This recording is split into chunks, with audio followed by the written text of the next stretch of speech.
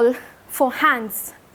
Warm palms and slender fingers and broken lines passing down the pads of thumbs to the hollow of palms, sometimes running down to the curves of wrists.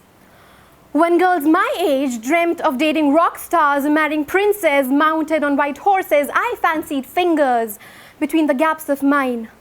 Warm, strong, safe, and spent hours imagining conversations with men with these hands.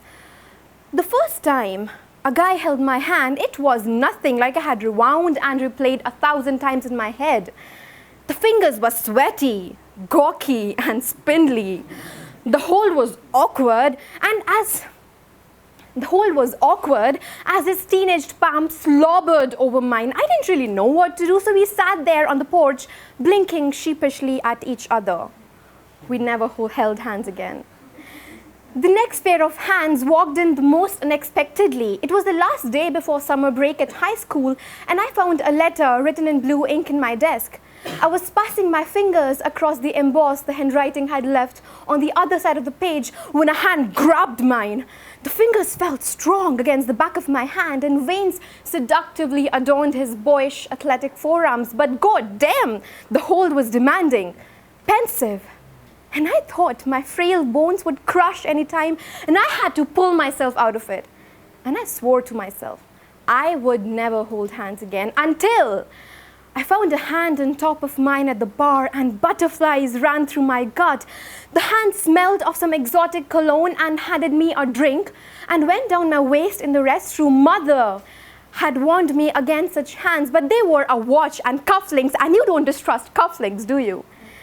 Those hands were mannerly and modest and wrote me poems, but then they grew nails and the manners withered away. And one midnight found me look on with horror as they tapped away a phone screen writing the same poems to another woman. That midnight I turned into a thunderstorm only to find myself doused. But those hands, I still carry the prints of them on my back. After that, I stopped answering knocks on my door. My hands shriveled. I even believed Mother's bonehead palmist, who the other day looked at my hands and told me I was holding onto nothing a little too tight. That girls with broken lines scribbled on their palms die unloved. Till one day, down a dark staircase, I shrieked and a hand squished the spider before me. At first, I found it pretty gross, but those hands bore the same broken lines as mine. We held hands as we walked down the cobbled street to my home, and somehow, my clumsily disfigured pinky never felt more loved. Those hands gave me high fives and woke me up to scrambled eggs in my bed.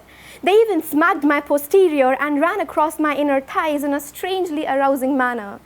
Those hands clasped mine as we walked across a crowded street like I meant the whole existence to them.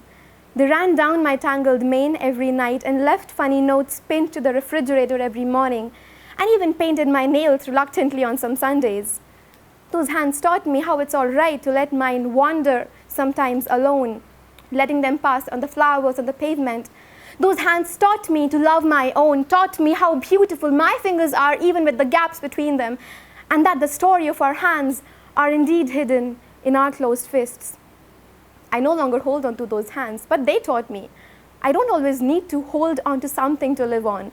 I guess I now know what I'll tell my daughter about men with beautiful hands.